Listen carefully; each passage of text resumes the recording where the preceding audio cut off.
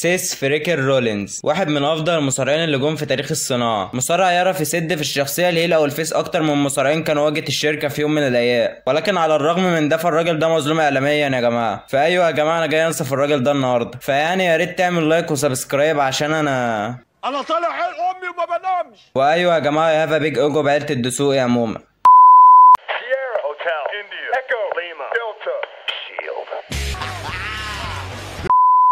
اوكي، الموضوع كله بيبدأ لما سي ام بانك راح للحاج الطاهر فينس ماكمان واقترح على انه يكون فريق عشان يساعده يحافظ على اللقب لاطول وقت ممكن. وبالفعل في مين ايفنت سرفايفر سيريس 2012 بيظهر 3 شباب لابسين اسود في اسود بيهجموا على راي باك وبيعملوا له تريبل باور بومب على ترابيزه التعليق جابت اجل. وايوه هي دي الحركه اللي بيعملها رجاله سولو دلوقتي. المهم بيكسب سي ام بانك وبيحتفظ باللقب بعد ما ثبت جون سينا، عشان بعدها في عرض الرو يعلنوا الثلاثه عن فريقهم الجديد تحت مسمى ذا شيلد، وقالوا ان هم ما بيشتغلوش عند سي ام بانك. بس كل ده طبعا كوسه لان الشيلد كانوا بيساعدوا بانك في اي ماتش بيلعبوا حرفيا. المهم بيتحدد ماتش بين الشيلد وتيم هيل نو ورايباك في التي ال سي، وبيكسب الشيلد عشان ياخدوا دفع في اول ماتش ليهم في المين روست. وساعتها كان سيس رولينز معاه بطوله الانكس تي، فطبعا راح الانكس تي عشان يخسرها البيجي، عشان بعدها بشويه يعلم بول هيمان واللي كان مدير اعمال سي ام بانك ساعتها انه كان بيدفع فلوس للشيلد عشان يساعدوا بانك، حاجه كده زي الجنود المرتزقه اللي في الدراسات. انت فاهم حاجه يا اسطى ولا ايه؟ المهم بعدها بيلعب الفريق ماتش في الاليمينيشن تشامبر ضد عتاوله الشركه ساعتها واللي هم سينا وشيماس وراي باك، وبيكسب الشيلد عشان ياخدوا تاني دفع عليهم. وبعدها في راس المنيا 29 بيلعبوا ضد راندي اورتن وبيك شو وشيماس، وبيقدروا انهم يكسبوا كالعاده وياخدوا دفعات على قفا نجوم الروستر حرفيا. وبعدها بيكسبوا ماتش تاني ضد الاندرتيكر وتيم هيل نو في عرض الرو.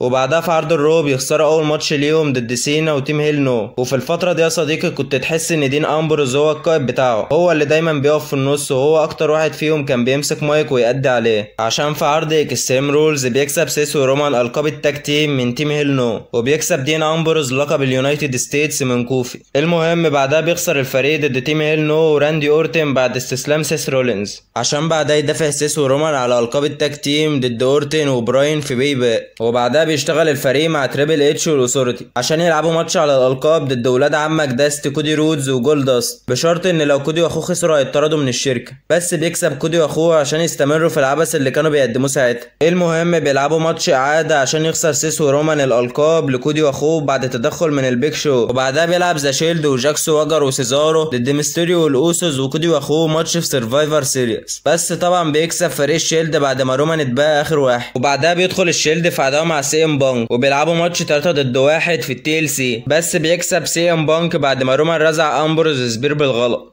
المهم بعدها بيدخل سيس ماتش الرويال رامبل رقم 2، بس رومان بيغدر بيه ويرميه بره الحلبه. وبعدها بيدخل الشيلد في عداوه مع الفريق اللي كان عمال ياخد دفعات بالعبيط في الفتره دي، وبالظبط هو الوايت فاميلي. وبالفعل بيلعب الفريقين ضد بعض في عرض الاليمينيشن تشامبر، بس بيكسب فريق الوايت فاميلي بعد ماتش عظمه حرفيا. وبعدها بيدخل الشيلد في عداوه مع كين عشان يتحول الفريق لفيس. وبالفعل في راس المنيا 39 بيلعب الشيلد ضد كين وبيلي جارن ورود دوج، بس طبعا بيكسب الشيلد كالعاده يعني. وبعدها بيدخل فريق في عداوه مع تريبل اتش عشان تريبل اتش يرجع ليفولوشن راندي اورتن وباتيستا. وبالفعل بيلعب الفريقين ضد بعض في اكستريم رولز، بس بيكسب فريق الشيلد بعد ماتش كان مطرقع حرفيا. وبيلعبوا ماتش اعاده في باك بس الشيلد كسب برضه، عشان في عرض الرو بتاريخ 2 يونيو بيغدر سيس رولينز برومان رينز ودين امبروز في واحده من اشهر اللحظات في تاريخ الدبليو دبليو اي حرفيا، اللي هو تقريبا اشهر سبوت عمله سيس في كاريره كله، انت متخيل؟ المهم بعدها بيتحالف سيس مع الاثوريتي عشان يبقى الفتى المدلل للبخه تريبل اتش.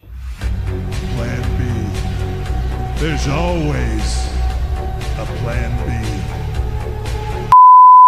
وبعدها بيشارك سيس في ماتش الماني ان ذا بانك وبيقدر ان هو يكسب الشنطه بعد ما بخ بعت له كين عشان يساعده. وبعدها بيدخل في عداوه مع صديق الامس دين امبروز وبيتحدد بينهم ماتش في باتل جراوند، بس بيكسب سيس رولينز بالاستسلام بعد ما امبروز عجنه في الكواليس. وبيرجع يكسبه تاني في سمر سلام بعد تدخل كي، وبيرجع يكسبه لتالت مره في عرض الرو، اللي هو تقريبا دي واحده من الاسباب اللي خلت امبروز يسيب الاتحاد الزباله ده ويروح الاي دبليو. المهم بعدها بيدخل رولينز في عداوه مع البيج دوج رومان رينز عشان يتحدد بينهم بينهم ماتش في عرض نايت اوف تشامبيونز. بس قبل الماتش بيتصاب رومان رينز وبيعلنوا ان سيس رولينز كسب بالانسحاب. وبعدها سيس عشان ياكد ان هو هيل بيعين حراس LA عشان يعجنوا اي حد يقف في وشه. المهم بيدخل سيس رولينز في عداوه مع صديق الامس دين امبروز اللي رجع من الاصابه عشان يلعبوا ضد بعض ماتش في الهيل ناسيل. وفي اخر الماتش بنلاقي سكينه الكهرباء اتسحبت فجاه او كان تخفيف احمال، ما عنديش معلومه مؤكده الحقيقه. المهم بعد ما النور جه بنلاقي براي وايت بيضرب دين امبروز عشان سيس يثبته ويكسب الماتش، عشان بعدها تحصل خلافات بين سيس واورتن بسبب ان بخا كان بيدي دفعات لسيس اكتر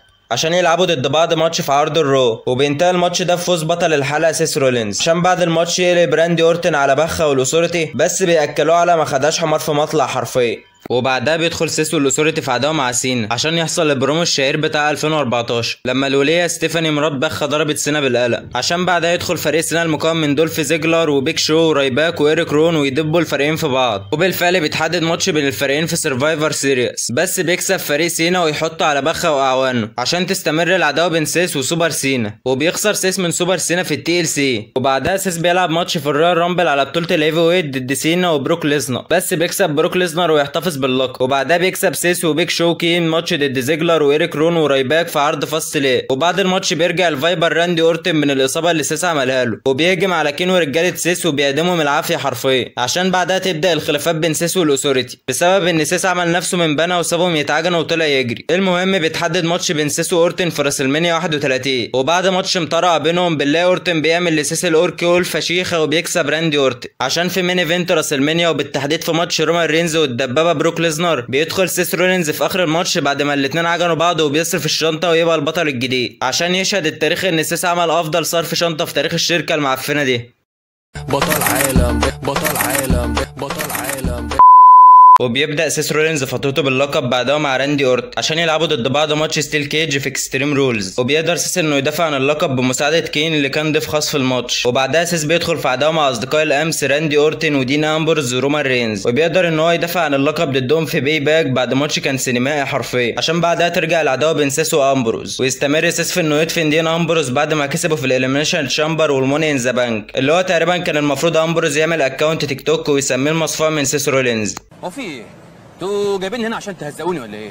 المهم بعدها بيدخل سيس في عداوه مع الدبابه بروك ليزنر وبيلعبوا ضد بعض في عرض باتل جراوند، بس بيكسب سيس رولينز بالديسكواليفيكيشن بعد ما عمك الاندرتيكر دخل وعجن الدبابه. وبعدها بيدخل سيس في عداوه مع سينا اللي كان بطل اليونايتد ستيتس ساعتها عشان سيس يوحد اللقبين في سمر سلام. والفتره دي تقريبا كانت فتره الافشخانات بتاع سيس رولينز. الراجل بيكسب سينا وليزنر، يعني مفيش اكتر من كده حرفيا. المهم ما بيطولش ببطوله الولايات كتير عشان يخسرها لسينا في نايت اوف تشامبيونز، وفي نفس العرض بيقدر انه يدافع عن بطوله الهيفي ويت ضد ستينج. ومن بعد الماتش ده الشركه بتحجز تربه للحاج ستينج عشان يتدفن فيها حرفيا. المهم بعدها بيدافع سيس عن اللقب ضد كين في هيل ناسيل، وبعدها بيتصاب سيس رولينز بالرباط الصليبي في عرض محلي عشان يضطر ان هو يغيب عن العروض ويتخلى عن اللقب بعد ما قعد بيه 220 يوم. وبعدها بتتعمل تصفيات على اللي هياخد اللقب ويكسبها في الاخر البيج دوج المنفوخ رومان رينز عشان في 22 مايو 2016 وبالتحديد في عرض اكستريم رولز بيرجع سيس رولينز من الاصابه وبيهجم على رومان رينز ويعمل منه افتراء بالسجوقه حرفيا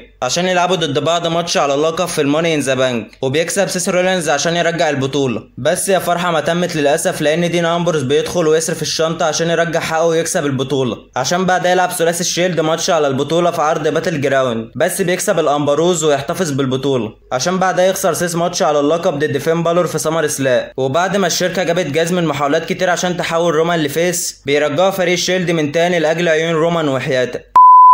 بس كده يا صاحبي، الى اللقاء في الجزء الثاني وسلام.